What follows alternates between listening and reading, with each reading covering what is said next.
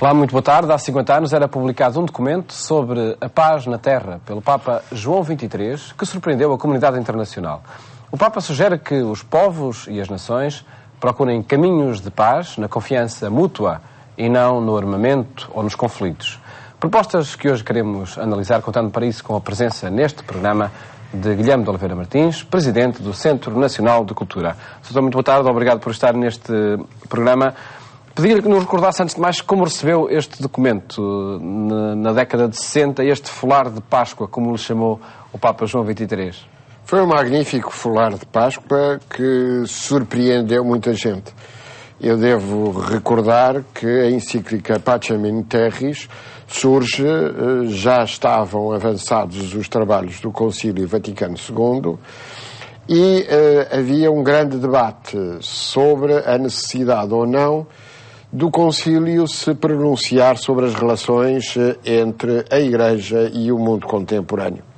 Tinha havido propostas, as propostas estavam a obter algumas resistências e, surpreendentemente, o Papa subscreve esta encíclica, que tem uma característica singularíssima. É a primeira encíclica papal a ser dirigida aos homens e mulheres de boa vontade. Ou seja, o que significa isso? Qual é o alcance? O alcance é o seguinte: as encíclicas papais, desde Leão XIII, eram dirigidas aos cristãos. Ao interior da Igreja. Ao interior da Igreja.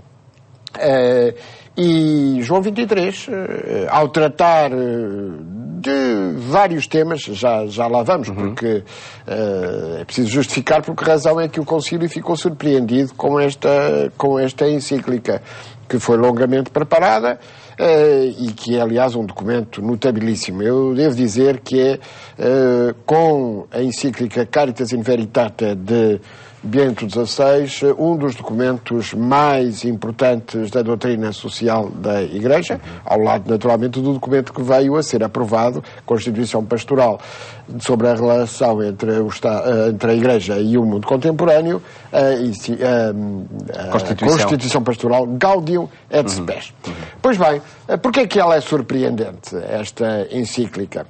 Porque ela vem tratar de um dos temas que estava sobre a mesa no Concílio e sobre o qual havia resistências.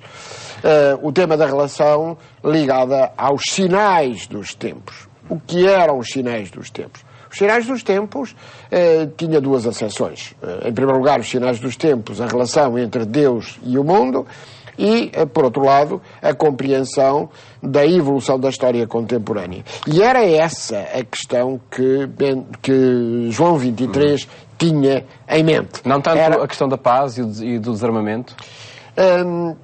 Primeiro, a encíclica tem uma preocupação: relacionar os direitos e os deveres das pessoas. E depois propor, em termos muito audaciosos, um modelo relativamente à organização da sociedade internacional para prevenir e para realizar a paz. É preciso ver que 1963 ainda é um momento em que os ecos da guerra, da Grande Guerra, estão bem presentes. Esses ecos obrigavam a compreender que, afinal, o modelo das Nações Unidas saído da guerra de 1945, esse modelo começava a ser um modelo que carecia de reformas.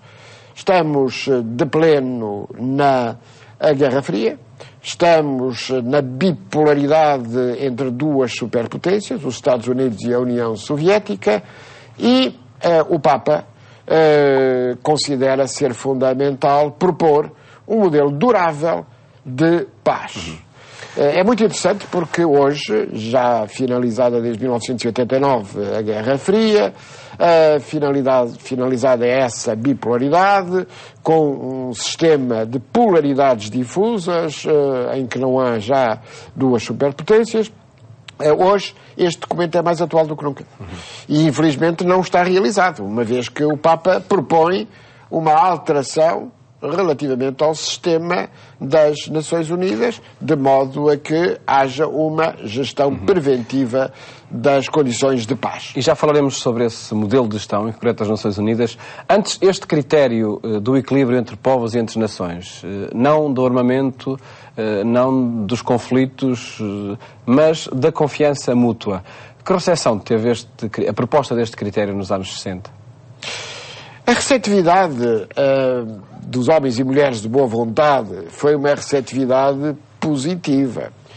Mas a grande questão e a grande preocupação do Papa, que morreria poucos meses depois, esta é a última encíclica do Papa João XXIII, a preocupação do Papa era, de uma forma durável, lançar o tema e dizer: não é possível realizar a paz se não houver, de facto, um trabalho designadamente no âmbito do desenvolvimento. Nesse sentido, a Populorum Progressio, que será a encíclica marcante do Papa Paulo VI, vai dar uma sequência natural à Pacem in Terris e vai dizer, afinal, que o desenvolvimento é o novo nome da paz. Ou seja, seria indispensável contrariar as desigualdades e garantir que a cultura de paz fosse baseada nessa perspectiva de equilíbrio entre os povos, mas, sobretudo, a compreensão de que direitos e deveres são faces da mesma moeda. Eu ater-me-ia neste ponto rapidamente dizendo o seguinte: o Papa, na primeira parte da encíclica, vai nos demonstrar que a cada direito corresponde um dever. Aliás, as Nações Unidas, mais tarde, ao comemorarem a Declaração Universal dos Direitos Humanos, vieram fazer esse exercício. Fazendo, no fundo, a outra coisa que é sempre necessária quando analisamos um documento da Declaração de Direitos, que é ver justamente como é que esses direitos são garantidos. Os deveres que implicam. Como relativamente aos nossos tapetes de arraiolos. Os tapetes de arraiolos são muito bonitos quando vistos na sua face visível, mas eles serão tanto mais belos quanto melhor for feita e entretecida justamente toda essa trama. Ou seja, o lado de trás, aquele que não é para ver, é o lado dos deveres. É o lado que não pode deixar de ser considerado, uma vez que não há nenhum direito que não corresponda a deveres. Agora, é indispensável vermos o seguinte: sabe que há, às vezes, na opinião pública, há uma certa tendência a valorizar mais os direitos do que os deveres. Porquê?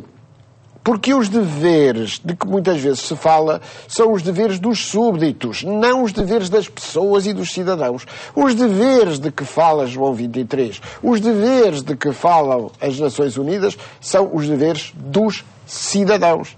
Daí o apelo à participação ativa, daí o apelo à responsabilidade. Não há cultura de paz se não houver essa responsabilidade, essa participação, esse empenhamento. Paz não quer dizer pacifismo.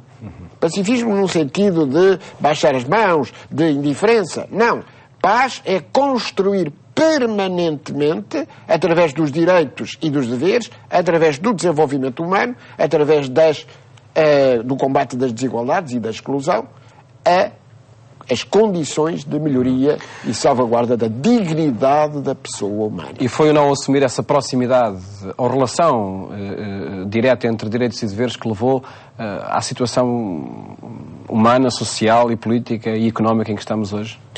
A crise económica, financeira e de valores que hoje temos é uma crise que decorre da indiferença e decorre da cegueira perante reflexões tão sérias quantas as do Papa João XXIII. Eu devo dizer que o Papa João XXIII tem um prestígio intelectual e um prestígio moral extraordinário. Eu conheço pessoas de todos os quadrantes, de todos os horizontes, de todas as confissões religiosas que reconhecem o papel insubstituível do Papa. Permito-me, aliás, referir este primeiro mês do pontificado do Papa Francisco, em que há sinais muito semelhantes, que nós desejamos que sejam aprofundados, de uma receptividade extraordinariamente positiva da parte dos mais diferentes quadrantes. E as comparações com o próprio João XXIII também vão sendo feitas? Vão sendo feitas. Não há duas pessoas iguais, como é evidente. As pessoas têm a sua especificidade e a sua diferença. Mas, sobretudo, essa ideia de humildade, essa ideia de abertura, de reconhecimento de que todos somos necessários. As diferentes perspectivas, daí a importância do concílio na declaração relativa à liberdade religiosa, e liberdade religiosa para o concílio é a liberdade de ter religião ou de não a ter. É, no fundo, a liberdade de consciência, que é algo extraordinariamente importante e que está espelhado nesta encíclica. É muito curioso porque esta encíclica caiu como uma bomba nos padres conciliares. E a verdade é que criou uma situação que se tornou inexorável. É que aquilo que viria a ser, na linguagem conciliar, o esquema 13, que é a relação entre a Igreja e o mundo contemporâneo, passou a ter uma resposta. E por isso há, nas 4 constituições que foram aprovadas no Concílio, 2 que são inscindivelmente ligadas. Estamos a falar da Lumen Gentium, a Constituição Dogmática, e estamos a falar da Gaudium et Spes, a Constituição Pastoral. A Constituição Dogmática fala da noção de povo de Deus. E essa noção de povo de Deus é uma noção ampla, uma noção aberta, em que todos têm lugar. Na sua opinião, foi esta encíclica de João XXIII, Pacem in Terris, que motivou os padres conciliares a assumirem esse esquema 13? Não tenho dúvidas, a história está feita. Aliás, a tese de doutoramento do Sr. Dom José da Cruz Policarpo, cardeal patriarca de Lisboa, demonstra-o claramente. É um estudo sobre os sinais dos tempos, é um estudo onde se dá nota justamente das resistências iniciais e do facto de, a partir desta encíclica, o Concílio não teve outra hipótese senão, clara e inequivocamente, de aprovar, em termos extraordinariamente importantes, essa Constituição Pastoral. E na linha do que afirmaram nesta encíclica João XXIII? Completamente.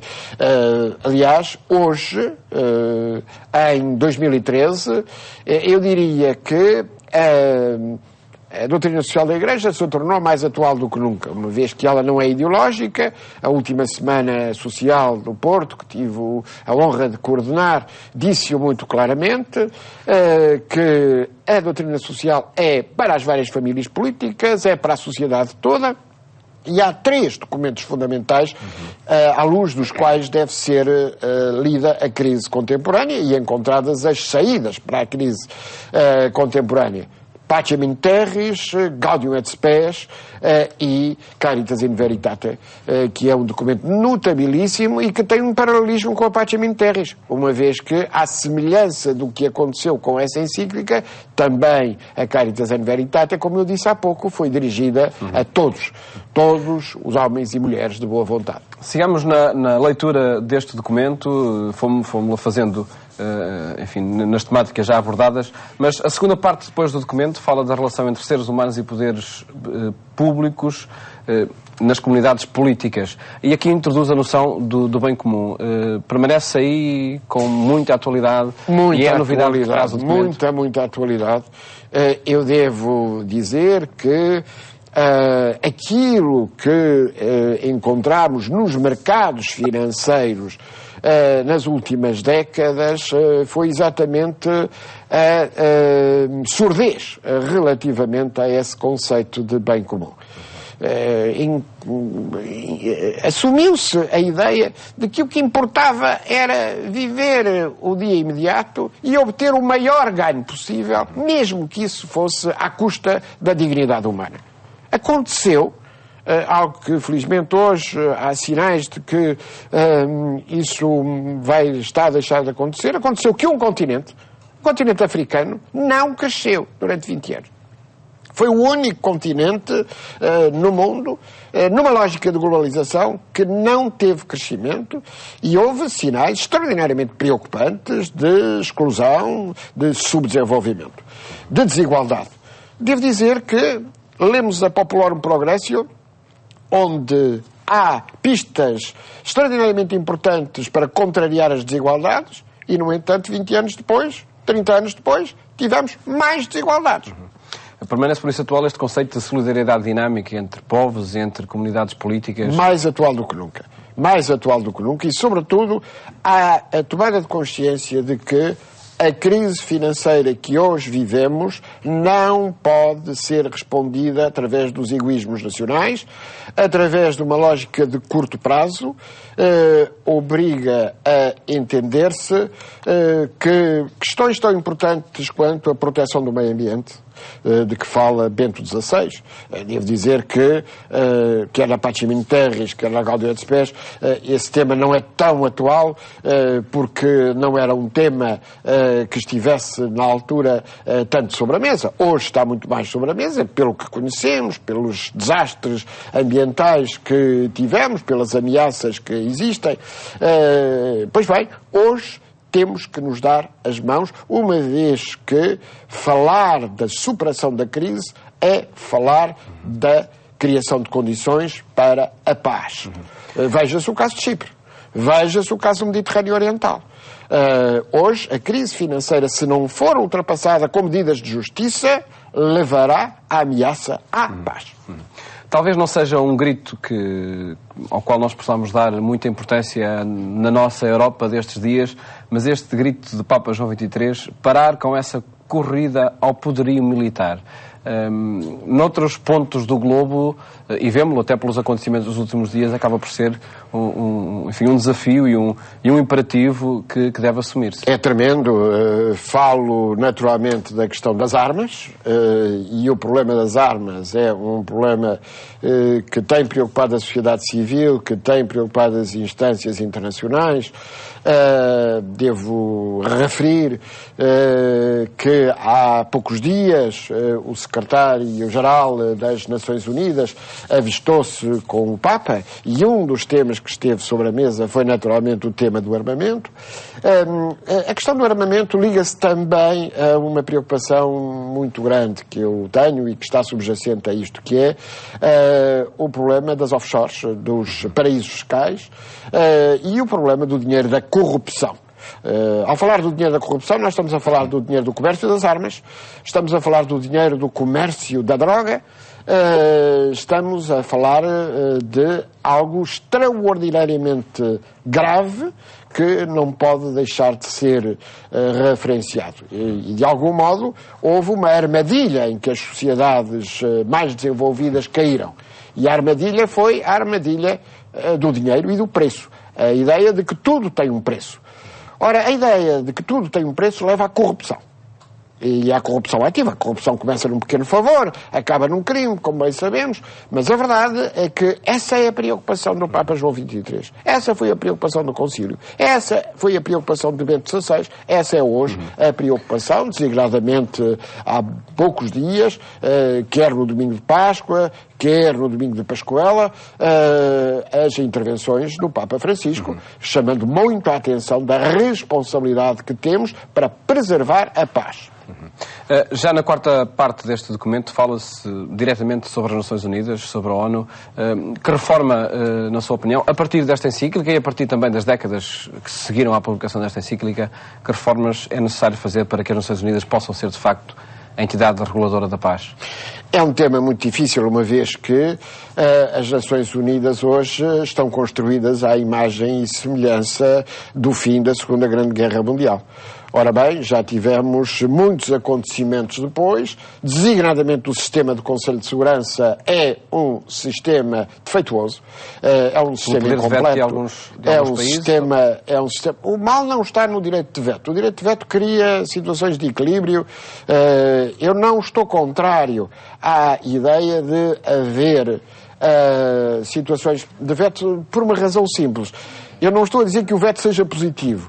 É indispensável haver uma busca efetiva de soluções que sejam aceites. Este ponto é particularmente importante.